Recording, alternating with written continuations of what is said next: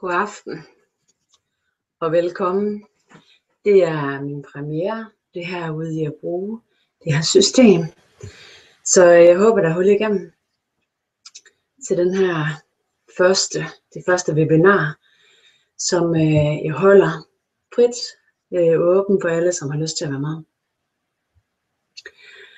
Og jeg kan se en masse skønne hilsner i chatten for alle de mennesker, som er med her i aften.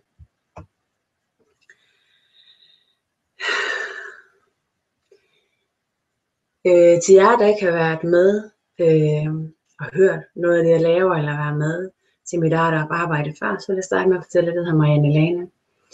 Jeg arbejder med energi i den nye tid, og det jeg arbejder med, det er energi og energifelter og forståelse. Det jeg starter med nu, det er, at alle jer, som lytter med, alle jer, som ser med, at jeg starter et energifelt, som lægger sig omkring jer. Et energifelt, som begynder at hjælpe jer på plads til i harmoni og stilhed, at tage imod healing og ord omkring det at være i den her tid, som vi er i nu som mennesker. Så hvis I lige så stille sætter jer til rette i jer selv og gør klar til at tage imod det, som jeg har at give, så starter jeg lige så stille op.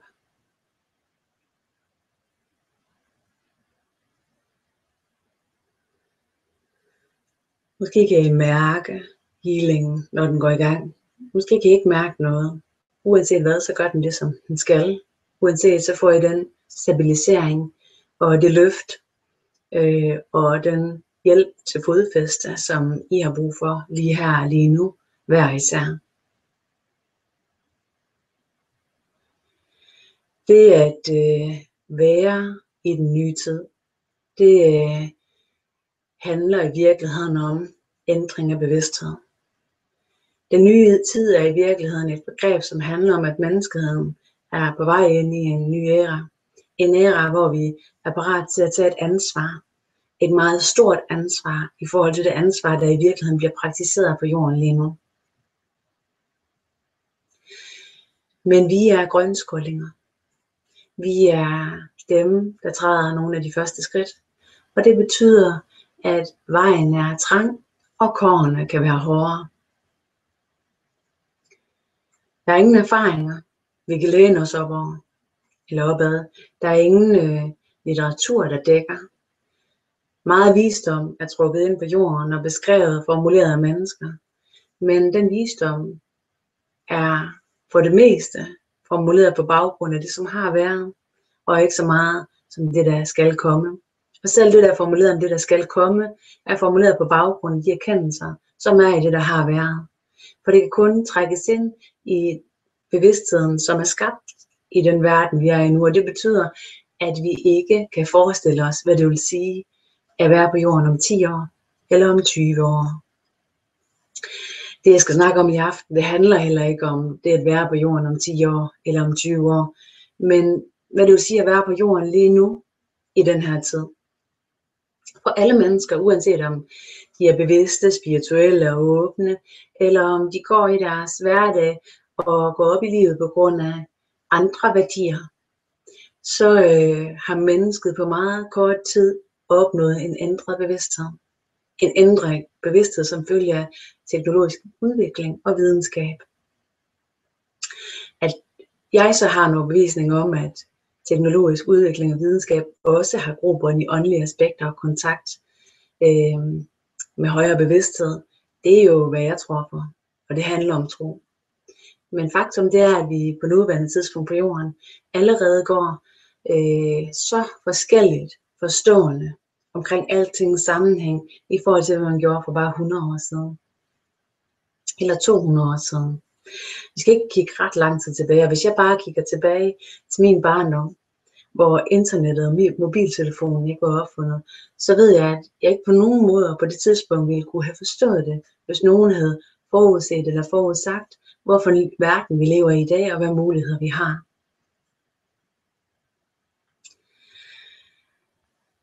Og det samme kan vi sige om 10 og 20 år.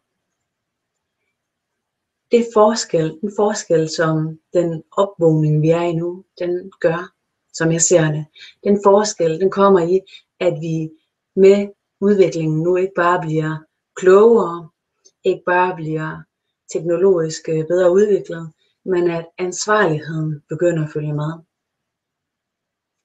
Problematikken omkring opvågning af ansvarligheden, det er, at vi vågner op i en verden af uansvarlighed.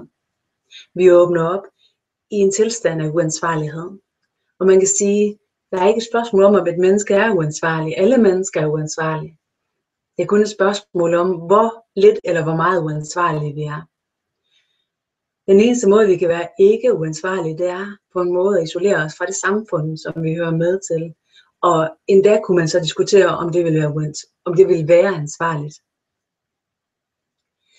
Om ikke det er mere ansvarligt at blive i alt det, som er, og derfra forsøge at gøre en forskel. Lige så stille begynder jeg at have fat i omkring jer nu, og sætter en healing i gang. En healing, som støtter jer i at være i den her tid.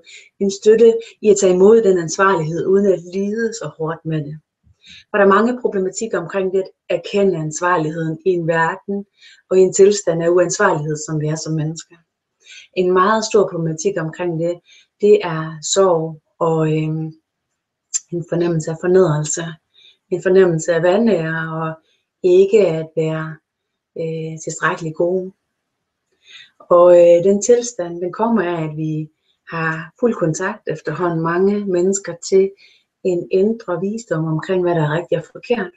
Men i praksis ikke bærer nogen erfaringer omkring, hvordan det skal praktiseres, og eksisterende i en virkelighed og en verden, hvor det ikke bliver praktiseret af samfundet.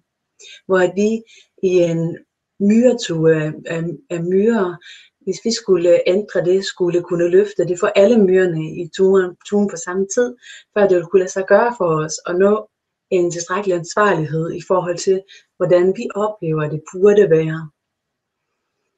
Det at leve i, hvordan det burde være med den vidsthed, eller det at leve med vidstheden om, hvordan det burde være i en verden, hvor det slet ikke er sådan, det giver mange forskellige reaktioner. Udover den her fornemmelse af fornedrelse og afstandtagen fra os selv, som medfører afstandtagen fra andre, så er det også, giver det også grobund for håbløshed. Fordi den informationsmængde, der kommer til os nu, og den vidsthed, der kommer til os nu omkring tingenes tilstand, og hvordan byrden er på jorden lige nu, det gør, at vi har en tendens til at miste håbet og miste troen. Jeg vil gerne hjælpe jer her i dag med at give jer håb ud fra den kontakt, jeg har til at trække visdom ind omkring, hvad meningen er med den nye tid. Og det jeg ser meningen er med den nye tid, det er at hjælpe jorden til balance. Og det gør den ved at hjælpe alle mennesker på jorden til at opnå en bevidsthed, som giver ansvarlighed. Og den bevidsthedshævning, den er allerede foregået lige nu. Og bevidsthedshævning giver en række symptomer, en række problematikker i os som mennesker, udover det her med, at vi føler os uansvarlige, dybt uansvarlige og nærmest uanstændige, uværdige. Så har det også en masse fysiske og psykiske symptomer, som det giver os. Der er mange af vores fysiske skavanker, der giver sig. Der er meget healing på vej ind lige nu og i gang hos rigtig mange mennesker. Og det skyldes, at bevidsthedshævning hos mennesker, det medfører en øget svingning i cellerne. Og den øgede svingning i cellerne, det medfører, at cellerne går mod større sundhed. Når cellerne går mod større sundhed, så kan de ikke lade være med at tage kampen lidt op med det sygdomspres, som ligger på os hele tiden. Og det betyder, at vores immunsystem går i gang med at arbejde hårdt og intenst på at gøre os sundere. Når vores immunsystem arbejder hårdt og intenst på at gøre os sundere, så bliver vi dårlige, eller trætte og kuldskære, og sådan lidt skrøbelige fornemmende. Og det i virkeligheden skal gøre for at imødekomme det, det er alle de gamle husråd. Alle de gamle husråd omkring at sørge for ikke at fryse, sørge for hvile, sørge for varme, stearinlys, te og et godt grin. En god kram, et godt kram. Og problemer med at et godt kram, og det at give jer selv i små portioner det, I har brug for, mens I stadigvæk gør det, I skal, og det, I ved, at der er nødvendigt.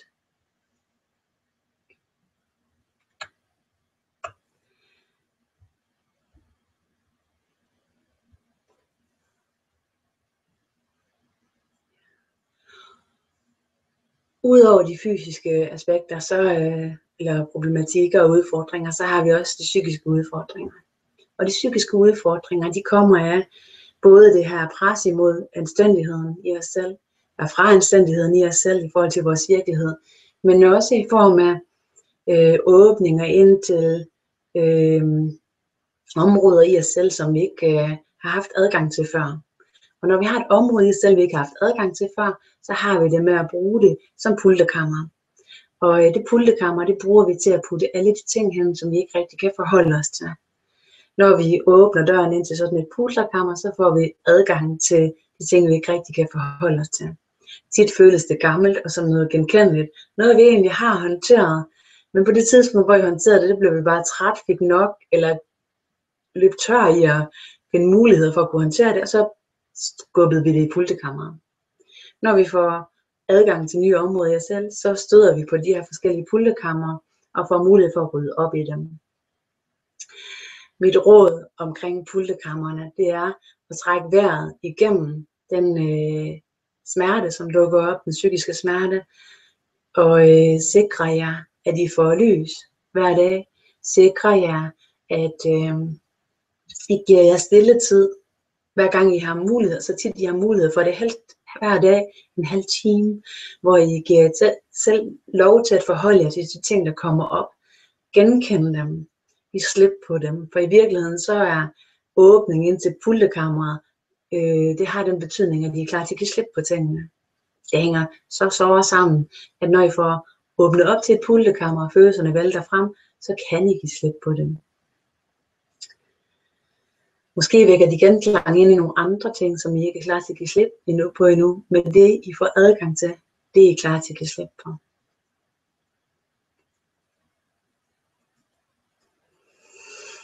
Healingen tager dybere fat.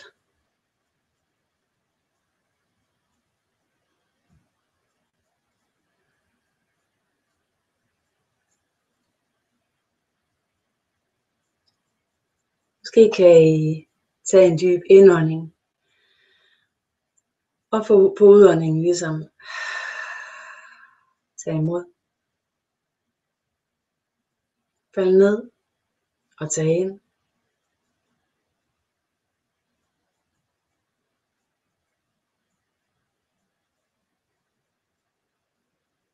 Udover de her problematikker, som kommer af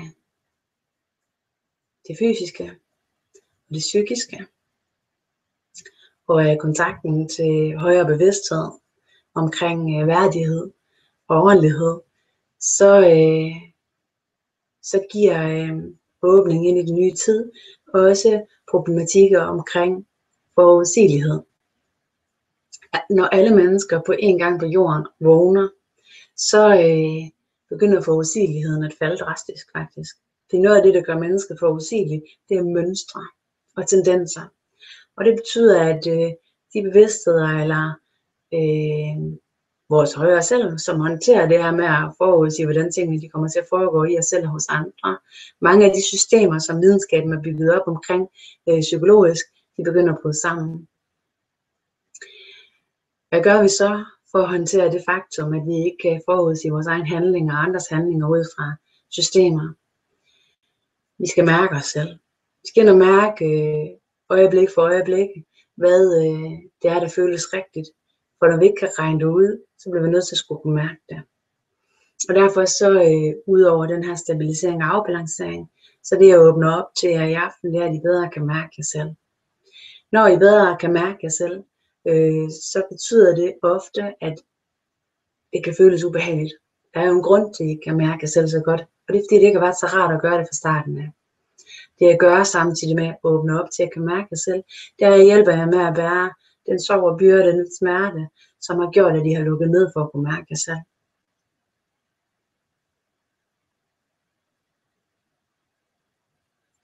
Og den deling, den bærer jeg ind gennem en kontakt til lyset. Og det eneste, de skal gøre, det er at sige ja tak til at lade mig dele den sorg og den smerte, som har gjort, at de ikke har kunne bære kontakten til jer selv.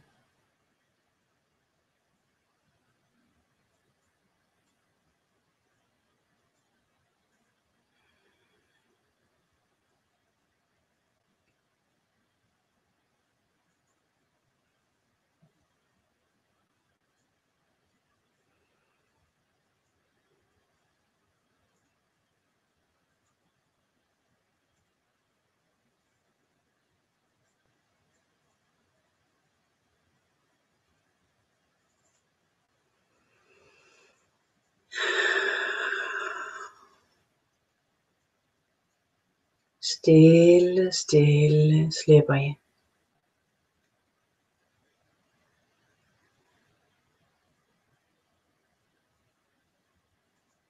Stille, stille slipper I.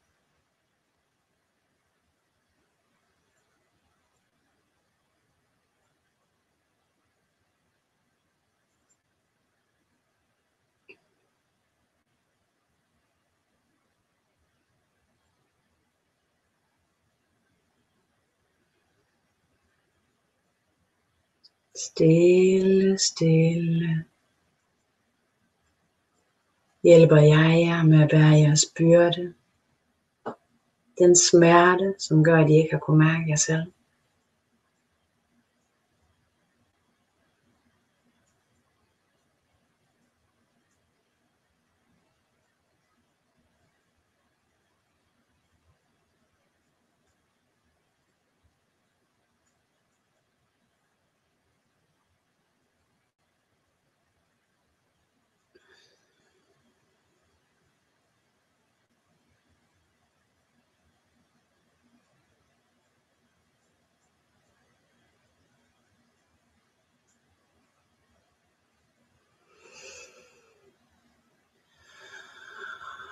Tag en dyb indånding og på udåndingen overgiv jer til befrielsen.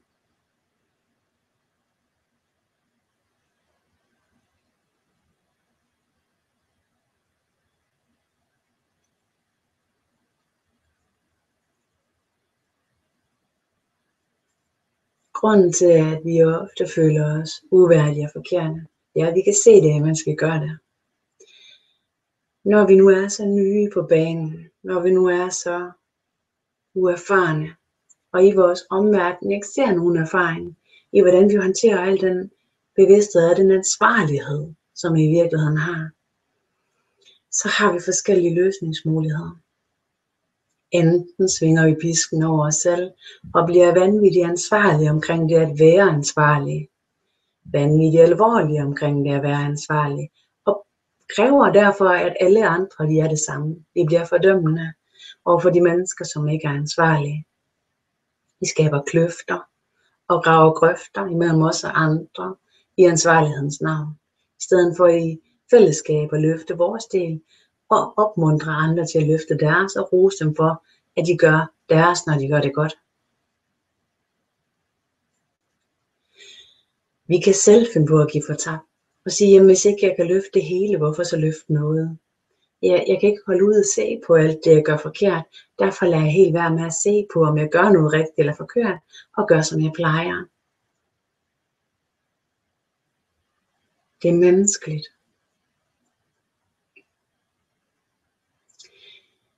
Mit råd, det er at tage et skridt ad gangen. Ændre lidt her og lidt der. Måske får I sorteret affaldet, men I får ikke gjort nogen forskel eller bidraget med til den politiske debat.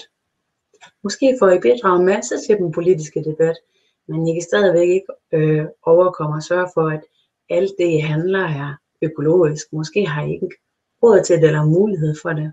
Måske har I ikke overskud til at sikre, at jeres familie og jeres hjem er miljømæssigt ansvarlige, at I kører mindre. Og byrden fra alt det, I ikke gør, er enorm i forhold til den lettelse, der er for det, I gør, som gør en forskel.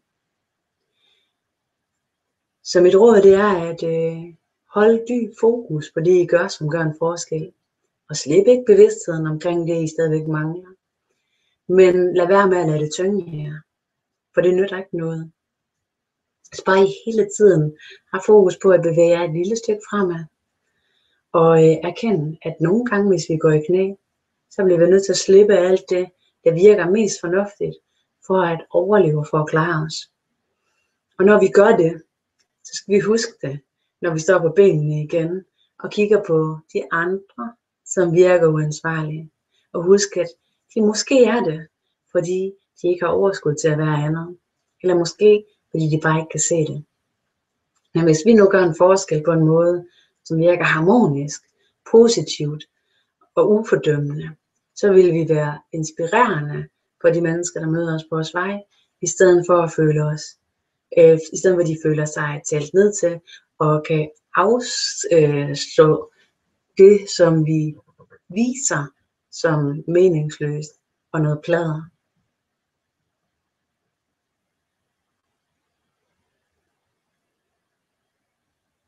En gang til tager jeg byrden, smerte, så I får mulighed for bedre at kunne mærke jer selv.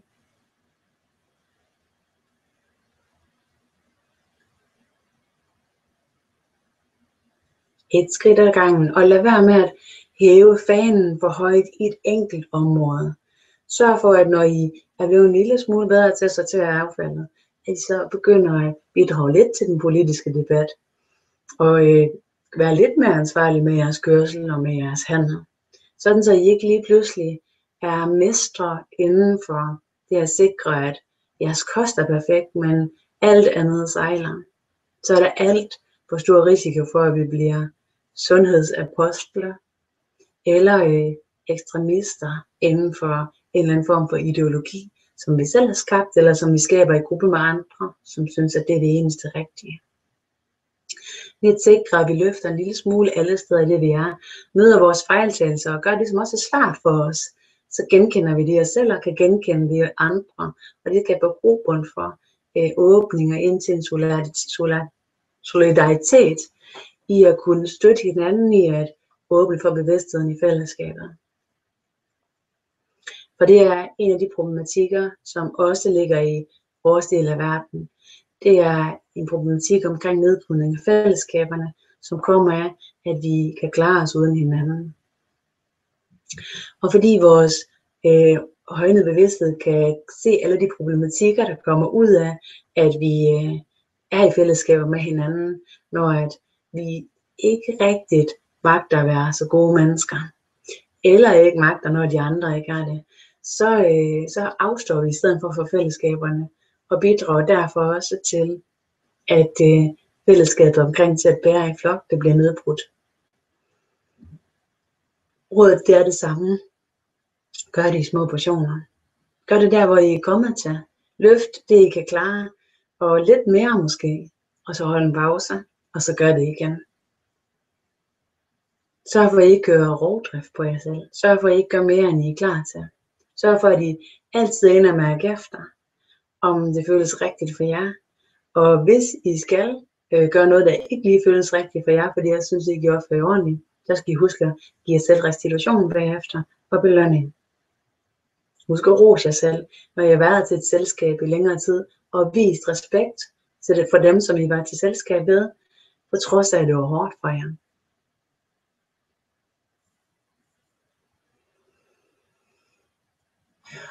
Stille bliver der nu plads til, at I bedre kan mærke jer selv. Så lige så stille prøver nu bare stille og sidder og mærker jeres fødder, jeres hænder og jeres krop. Jeres generelle tilstand. Det kan være, at I kan mærke en forskel, at det er en lille smule rarere at mærke, at være i jer selv. Måske mærker I, at der er noget, der støjer i jer. Måske kan I faktisk mærke, at de trænger til et kram, at jeres krop er lidt stivnet, eller at I egentlig er tørstige. Husk at imødekomme det i aften. Ikke i morgen og ikke på torsdag. Ikke når at alting vender rigtigt, det bliver klar, men imødekom det lige nu og lige her. Så I ikke udskyder det, men lige så stille starter I det små, og roser jer selv, når I har taget det lille skridt. Ikke for at blive ved det skridt, men for at vide, at nu er I startet det første skridt. Det første skridt ind i virkeligheden at tage jer selv alvorligt. Og det at tage jer selv alvorligt, det er skridtet ind, nu I burde tage jeres virkelighed alvorligt, samfundet alvorligt og jorden alvorligt. Og jeg lovede, at jeg vil hjælpe jer med at give håb. Og det håb, det kommer fra syn og kontakt, jeg har fået omkring jordens fremtid. Og det jeg har set, det er, at den teknologiske udvikling, som jeg har set bare her de sidste 20-30 år, den vil blive mange gange større de næste 10-20 år. Og i løbet af de næste 10-20 år, der vil den teknologiske udvikling blive brugt til at hjælpe jorden og menneskeheden tilbage på rette plads i balance.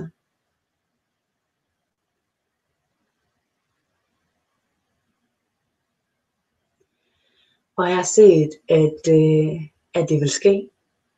Og jeg har mærket begejstringen i feltet hos de bevidsthed, jeg har kontakt til på det tidspunkt, da det vendte, som var cirka for 1,5 år siden, hvor der var knap 1,5 år siden, hvor der var en pludselig begejstring, nærmest fejring i bevidsthedsfeltet omkring det, at mennesket havde valgt i over 50% af tilfældene at tage imod bevidsthedshævningen. Hvad betyder det så, at over halvdelen har taget imod det? Jamen det betyder, at verden på jorden vil gå imod ansvarlighed og balance. Hvad betyder det så for alle dem, der ikke har valgt det? Det betyder, at de får støtte til at komme til at vælge det. Det betyder, at det bliver nemmere for dem at lære det, de skal lære her i livet på jorden. Og at støtten fra alle dem, der er ufordømmende, kommer til at gå og løse balancen og kærligheden. At det vil bringe resten af jorden til et punkt, hvor at retfærdigheden hersker. Mennesket vil altid have udfordringer omkring det at være et lille og stort væsen på samme tid. Det er i hvert fald forventet. Og det er forventet, at alle mennesker i de tidlige år vil gennemleve forskellige stadier af uartighed og uansvarlighed.